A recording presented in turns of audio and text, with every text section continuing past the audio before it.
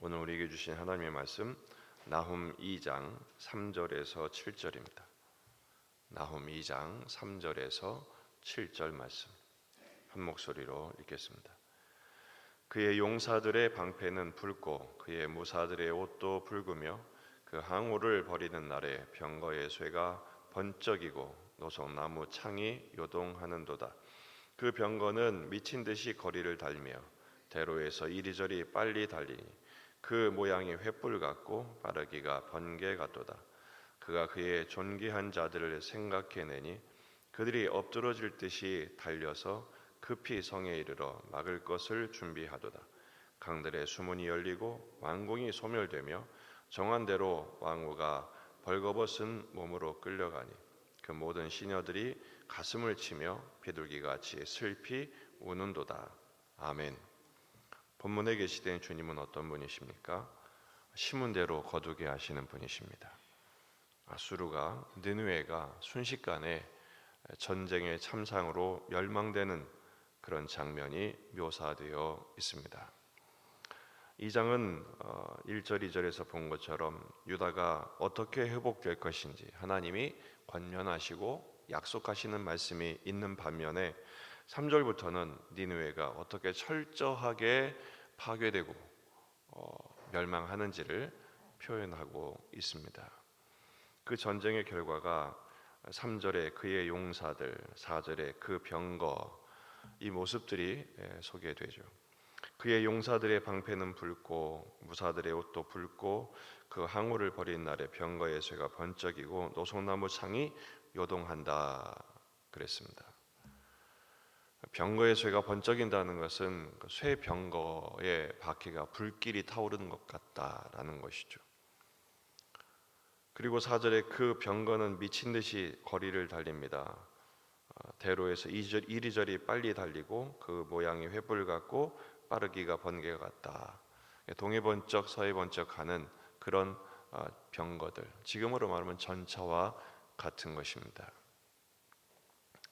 이 바벨론이 아수르를 공격하는 장면을 이렇게 묘사하고 있는 것이죠. 이 모습이 원래는 누구의 모습이었느냐? 아수르의 모습이었습니다. 신은 강대국이었던 아수르가 주변의 제국들을 집어삼킬 때에 그들의 용맹한 모습이 바로 이런 모습입니다. 그런데 지금 누가 이렇게 나타납니까? 더 강한 제국 바벨론이 이런 모습으로 나타납니다. 그래서 5절에 그가 그의 존귀한 자들을 생각해내니, 이거 뭐냐면 아수르가 장교들을 소집하는 거예요.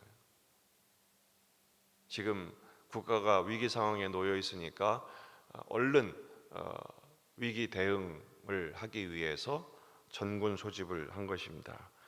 그러나 그들이 엎드러질 듯이 달려서 급히 성에 이르러 막을 것을 준비한다. 소집이 됐으니까, 나라를 구해야 되니까 얼른 열심히 모였어요.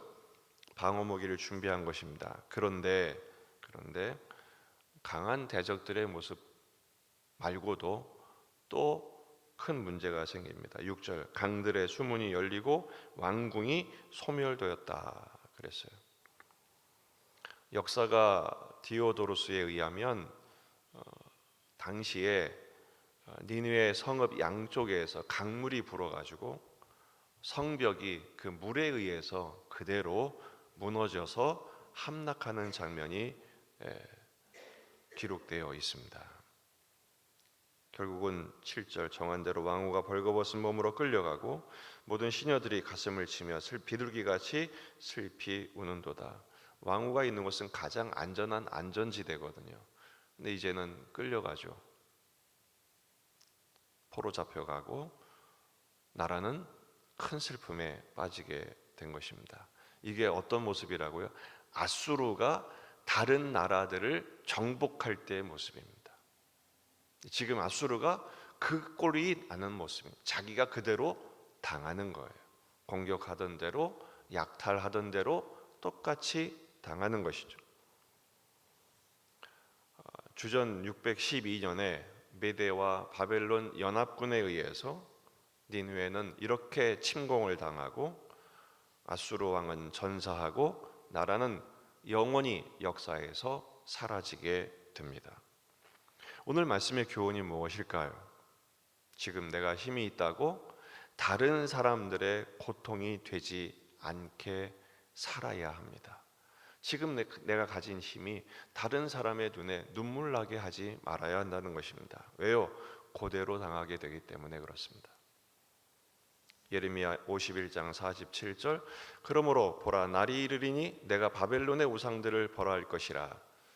그 온 땅에 치욕을 당하겠고 그 죽임 당할 자가 모두 그 가운데 엎드러질 것이며 하늘과 땅과 그 안에 있는 모든 것이 바벨론으로 말미암아 기뻐하리니. 전에는 바벨론이 힘이 생겨서 지금 아수르를 집어 삼키는 것처럼 기뻐했지만, 지금은 바벨론이 그렇게 삼키움을 당하는 것으로 다른 나라들이 기뻐할 때가 분명히 올 것이라는 것. 누가요? 하나님이 이렇게 하신다는 것입니다. 이는 파변시키는 자가 북쪽에서 그에게 오미라 여호와의 말씀이니라. 세계는 이런 상황으로 계속 이어집니다. 이스라엘을 친 아수르, 이 아수르는 바벨론에 의해서 또 이렇게 같은 꼴을 당하게 되는 것입니다. 사랑하는 기도의 동역자 여러분, 지금 내게 은혜 주신 것은 다른 사람을 이기라고 주신 게 아닙니다. 우린 자꾸 이겨 먹으려고 하죠. 나누고 베풀고 섬기라고 주신 것입니다. 축복의 통로가 되라는 것이죠. 그럼 그렇게 말씀하실 거예요. 나는 힘이 없는데요. 여러분, 하나님은요 당신의 자녀들 백성들에게 굉장한 은혜와 힘을 주셨어요. 뭐 하나 보면 알 수 있느냐? 집에서 한번 성질을 내고 있어 보십시오. 집안 식구들의 표정들이 어떻게 되나? 집안이 싸늘해지는 겁니다. 여러분이 가진 힘 때문입니다. 입 다물고 고를 내고 화를 내면 집안이 싸늘해집니다. 힘이 있으시다는 증거예요.